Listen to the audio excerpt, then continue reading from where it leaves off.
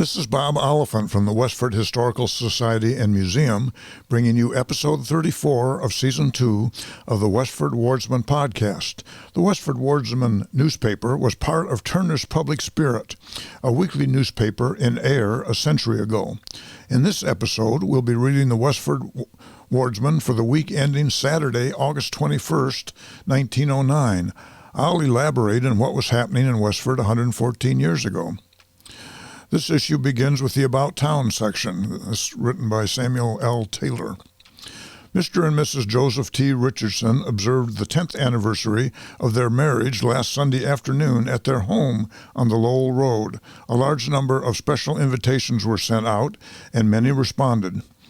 The Westford baseball team went Waterloo in Waterloo pluck and style in their encounter against Plymouth Rock of Plymouth last Saturday by the score of 12-1. Never mind, the defeat was worth the jolly courtesy of the Plymouth team in sightseeing reminiscences of this old historic town. This afternoon, August 21st, the Westford team will play the Fitchburg team at Fitchburg. Mrs. Lucy O. Byard, wife of C.A. Byard, died suddenly at her home in West Chelmsford Tuesday evening, aged 58 years. Burial in Winterport, Maine. Mr. Byard is foreman for the H.E. Fletcher Granite Company. Mrs. Whitney is ill at the home of her son, Charles W. Whitney, on the Lowell Road. She is close along the line of the 80s, and Dr. Wells is endeavoring to keep her, by tactful skill, still onward. C.R.P. Decatur, like the representative Minuteman at Concord, has abandoned the plow and taken up marching orders on the camp and battlefields of the MVN, being a member of Company C, Captain Gardner of Lowell. In the fighting, they who run most stick best to their post. Troop F ought to be there. Felix McGowan was married Tuesday evening to Miss Ruth Kenworthy at her home in Lowell. The ceremony was performed by Reverend Mr. Tompkinson of the First Baptist Church. After a short journey among rural attractions, they will reside at his home on Parker Street, Lowell. Ex-selectman and comrade Wesley O. Hawks is having such a fine old time at the GAR celebration at Salt Lake City that he is unable to appropriate it all to his own personal use, so he thoughtfully sends illustrated to his friends in Westford. No evidence of race suicide about this living pictures. And that's these living pictures. It is surprising how many folks can get their pictures taken, and a free ride also on a U.S. postal card. The GAR is the Grand Army of the Republic, which was the Veterans Association for Civil War soldiers. The Pelham baseball team will play the Talent team. That's capital Tallent, which is a Westford surname. Will play the Talent team on the Talent Farm on the Stony Brook Road this afternoon, August 21st. The Talent team is talented in numbers, and numbers are what wins. The Stony Brook School has been supplied during the past week with coal for the winter or any other cold day, and this per order of the school committee. Certainly this picture doesn't look very much like closing and consolidation. So there now, stop your worrying about it and go to studying your lesson or pulling weeds. An unusually large heron was seen Wednesday, flapping the air at the Stony Brook Valley and Tadmuck Road and Swamp. Ah, out in your airship a-fishing. Oh, how someone for a gun went a-wishing.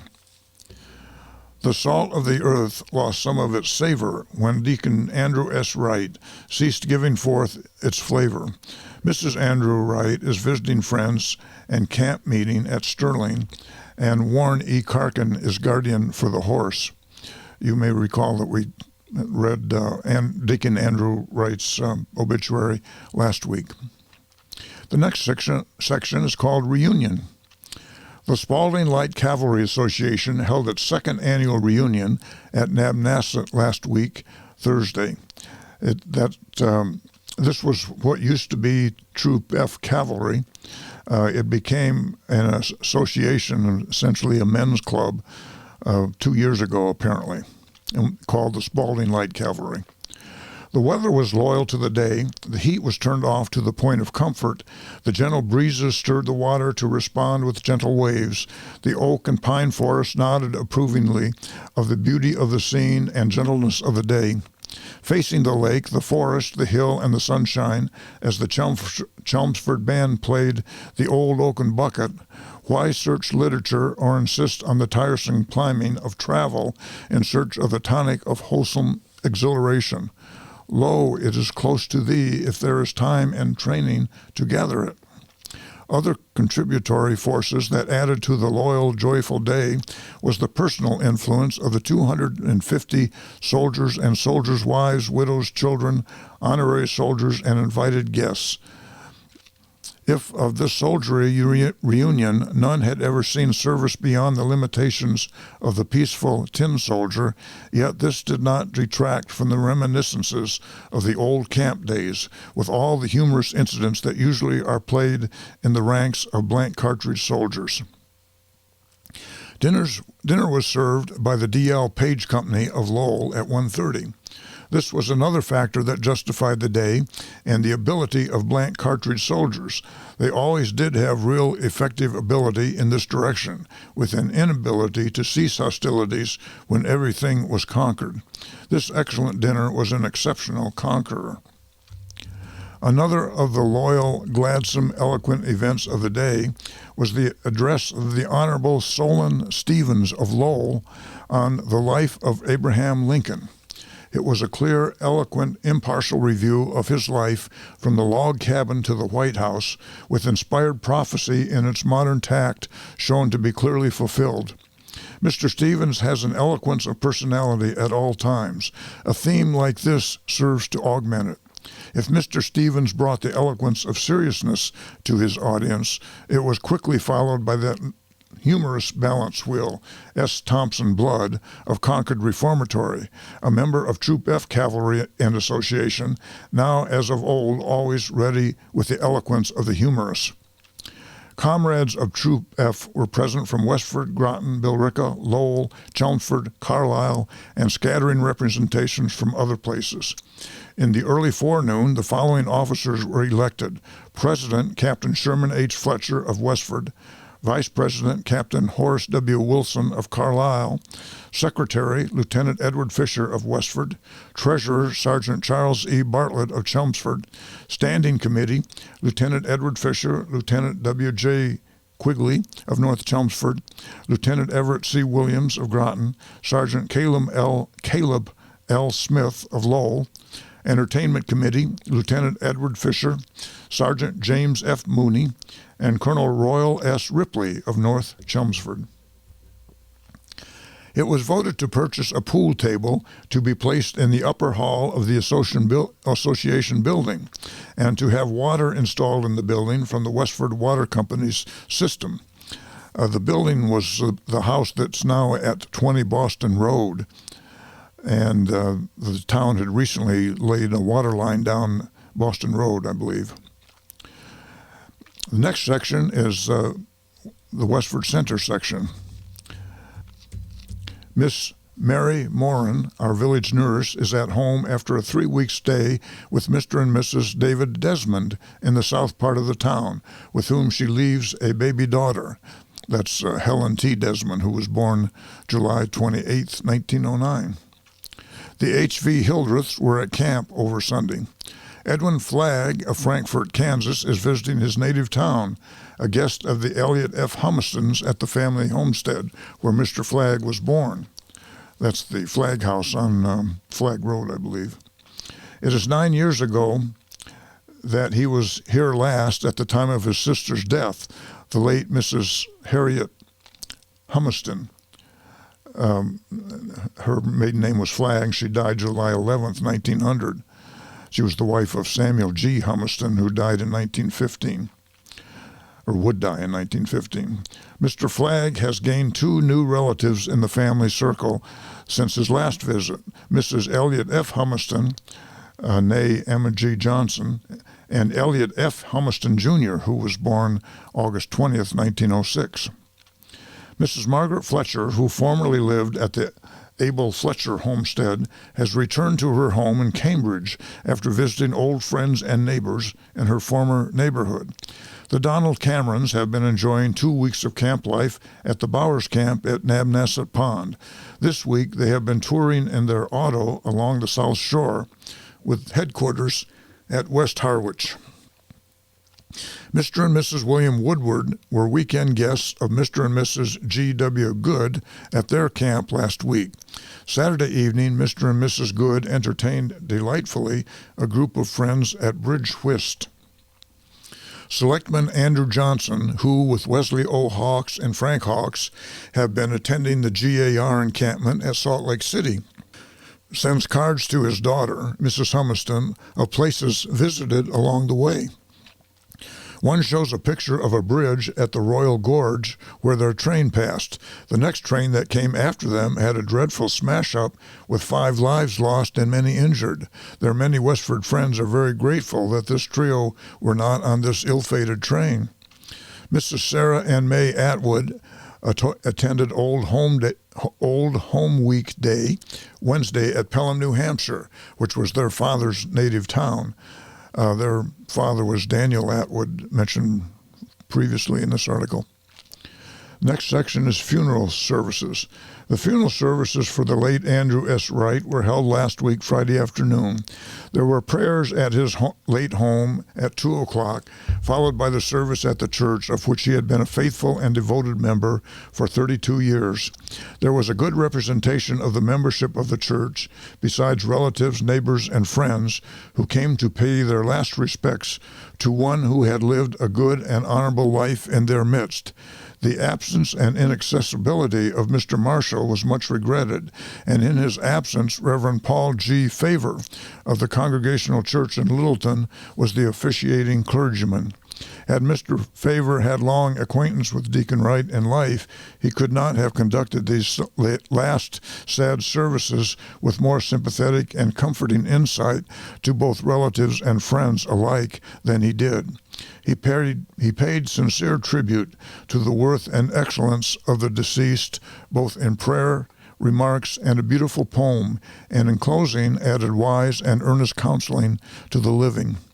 A quartet composed of Mr. Charles D. Colburn, Miss Edna Ferguson, H.G. Osgood, and E.B. Boynton sang those grand old hymns of the church that Deacon Wright so loved in life and had sung so many times, Rock of Ages and Lead Kindly Light.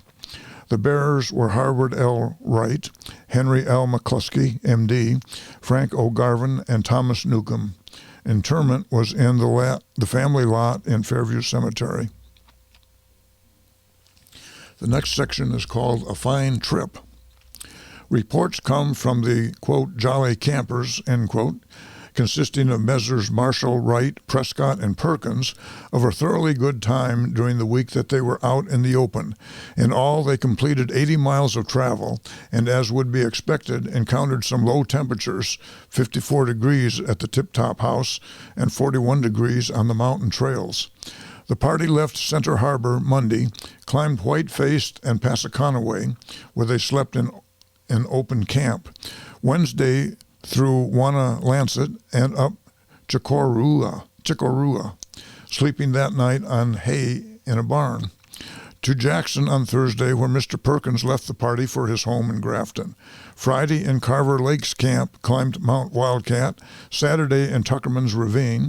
Sunday morning coming to the head wall of the ravine, the wall of 1,000 streams. Mr. Prescott returned to Westford Monday, and Mr. Marshall joined his family at Gorham, and Mr. Wright met Mrs. Wright there and returned to South Royalton, where they are now staying for the remainder of their vacation. The Tip-Top House mentioned here was built in 1853 and is believed to be the oldest mountaintop hotel in the world. The next section is the Graniteville section. The Men's Club of the Methodist Episcopal Church held a lawn party on the church grounds on Friday evening of last week, and in spite of the cool weather, there was a good number in attendance. During the evening, a very successful sale of ice cream and cake, candy, and tonic was held, the men being assisted by the young ladies of the parish. The whole affair was very enjoyable, and quite a neat sum was realized by the efforts of all parties concerned. Henry Harrington, Dan Harrington, Robert Heeman, and Fred Brown, the latter considered to be the best chef in this vicinity, enjoyed a weekend outing at Knopp's Pond in Groton recently that proved to be a great success in every way. Furbush's camp, which is supplied with all the modern conveniences, was the stopping place, and, quote, Brown's famous fish chowder, end quote, was served at dinner Sunday and proved to be the principal attraction.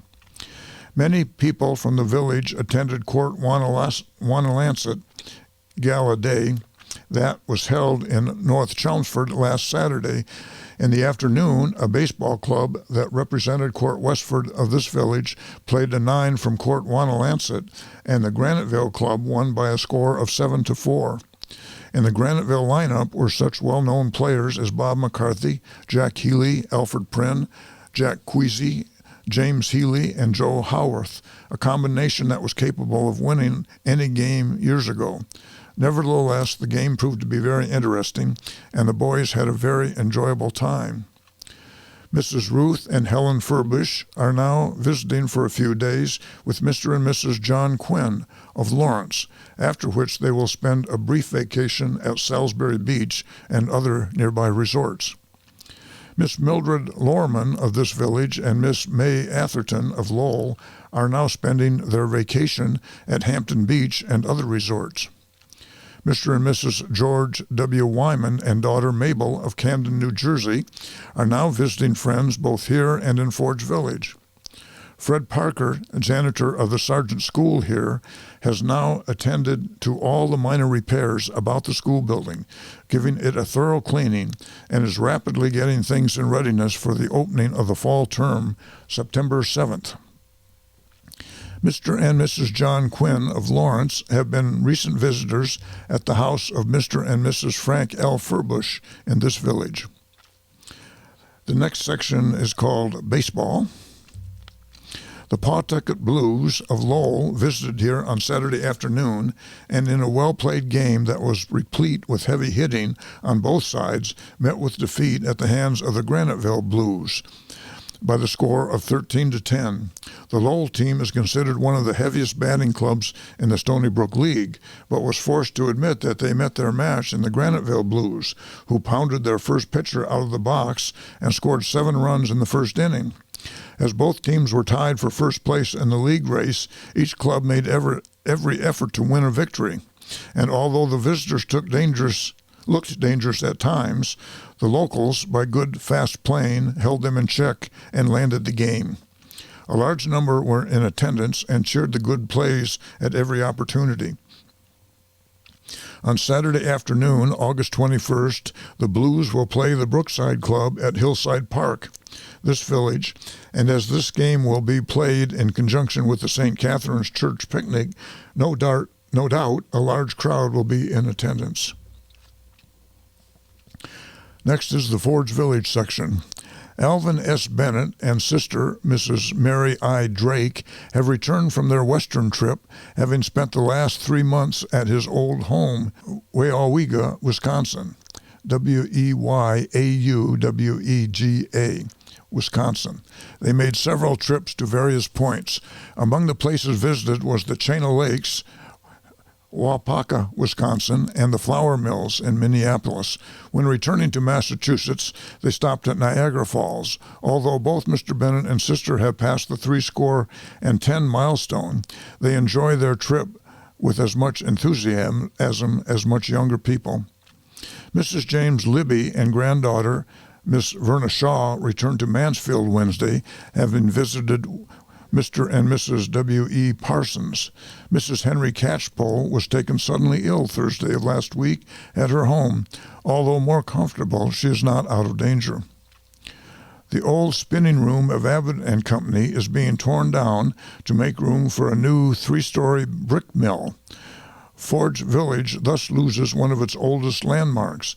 The mill was formerly the old forge and later the Horseshoe Nail Shop.